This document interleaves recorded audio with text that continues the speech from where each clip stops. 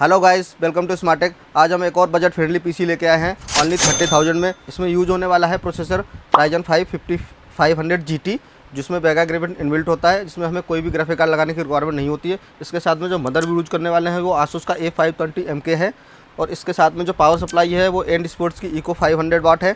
इसमें 8GB DDR4 RAM, 256GB NVMe SSD, और इसके साथ में जो कैबिनेट है वो हमारा एक डिसेंट सा कैबिनेट है 8GB में। इसके साथ में हम 4 आइटम आपको और गिफ्ट में देने वाले हैं, जिसमें आपका कीबोर्ड माउस हो गया, एक इंटेक्स का USB हब हो गया, एक क्वांटम का वाईफाई ब्लूटूथ डोंगल है, और एक माउस पैड है। और जो टोटल सिस्टम का बजट है वो मैं बता चुका हूँ आपको है 30,000। अगर आपको भी इस तरह का कोई भी पीसी बिल्ड करना है तो हमसे कॉन्टैक्ट कर सकते हो, हमारा नंबर आपको स्क्रीन पे मिल जाएंगे।